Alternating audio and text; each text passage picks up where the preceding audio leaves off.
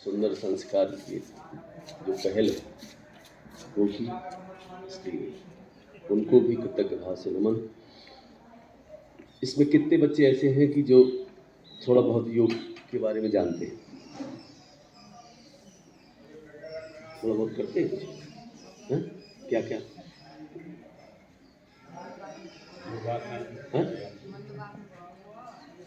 मंडूकासन हैं? और बेटा तुम क्या करते हो? कोई आसन, कोई प्राणायाम पता है? नहीं पता? चलिए ठीक है, कोई बात नहीं। देखिए, सबसे पहले शरीर का स्वस्थ रहना जरूरी है ना? स्वस्थ तन रहेगा तो हमारा स्वस्थ मन रहेगा, और जब स्वस्थ मन रहेगा तो स्वस्थ उसमें मस्तिष्क निवास करता है। और आज के इस दौर में बहुत जरूरी है, सब कुछ पाया जा सकता है, लेकिन स्वास्थ्य को सहेज के रखना ये बहुत बड़ा चैलेंज है, बहुत बड़ा चैलेंज है। कारण क्या है कि आज का आहार विहार सब बहुत चेंज है। आप सब बच्चे एक तो बहुत बुरी आदतों में फंसते जा रहे हैं, फास्ट फूड के इस प्रचलन में है। हाँ, योग करना है, लेकिन अपने आहार विहार का भी बहुत बहुत बड़ा फर्क पड़ता है?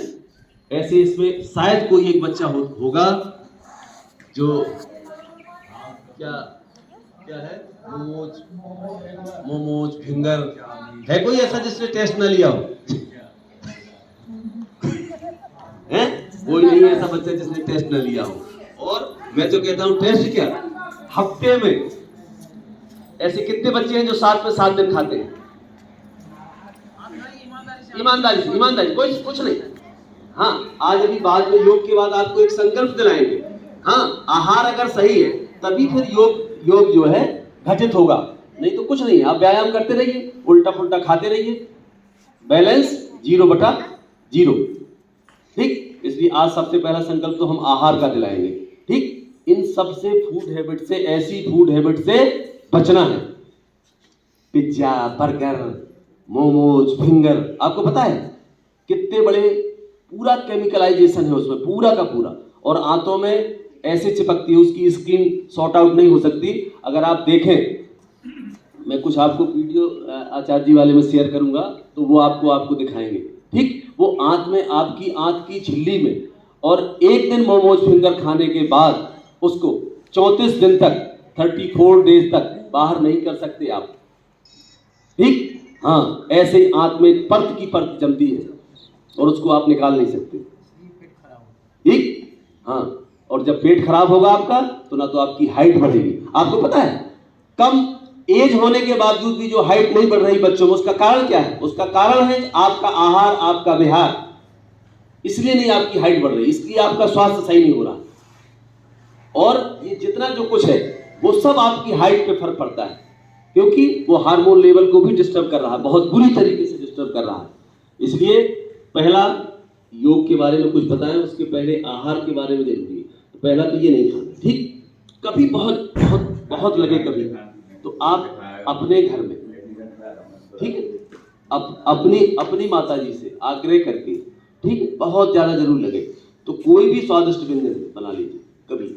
और कभी अगर थोड़ा बहुत कभी अगर लगे कि नहीं, तो कभी अगर लगे कि बहुत कहीं उसमें है तो 1 आध चम्मच के अलावा दूसरी चम्मच उसको टच ना करिएगा। मैं तो कहता हूँ 1 चम्मच भी अपराध है, स्वयं के प्रति अपराध है। ठीक, तो पहले तो ये नहीं खाना। और अब रही बात योग की, आहार बहुत सही होना चाहिए। अब दूसरा आता है आपका जागरण। ठीक है, सुबह शाम को जो सोने का जो समय है, ठीक है, वो क्या है, 10 बजे तक सो जाना है। तो जब 10 बजे तक सो जाएंगे, अब एक ट्रेंड चला है, यहाँ रात को 2 बजे तक पढ़ाई और वहां पर सवेरे तक सुबाई। यहाँ रात तक पढ़ाई और सवेरे तक सूर्य भगवान निकलते हैं और हम पड़े बिस्तर पे जो है, हाँ, आराम से जो है पड़े रहते हैं। और प्रातः काल की आप देखेंगे अभी और जब आप आगे की क्लास में जाएंगे तो इसमें जब आप बायोलॉजी में और ये सब पूरा जो है, तो सुबह के जागने का बड़ा फर्क पड़ता है। तो तो जो बच्चे देर रात तक पढ़ रहे हो वो बिल्कुल 10 बजे बिल्कुल सो जाए, और सवेरे आप जो है early morning, early to bed early to rise, ये हमारे यहाँ पहले ही से रहा है। सुबह जल्दी जागना और शाम को जल्दी सोना, ठीक, और शाम का भोजन भी जल्दी करना है। सूर्यास्त के देखिए स्वास्थ्य जो है 4 खंभों से टिका है: आहार, निद्रा, संयम और श्रम। 4 चीजें हैं आपके स्वास्थ्य की। आहार पहले, आहार सही होना चाहिए, आहार में कोई भी गलत फूड हैबिट नहीं होनी चाहिए।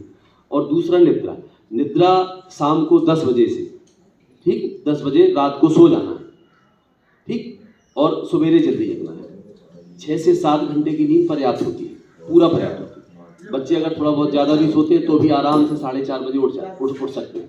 और जो सुबह आप पढ़ेंगे, सुबह जो आप होंगे वो एकदम कंठस्थ हो जाएगा, ठीक।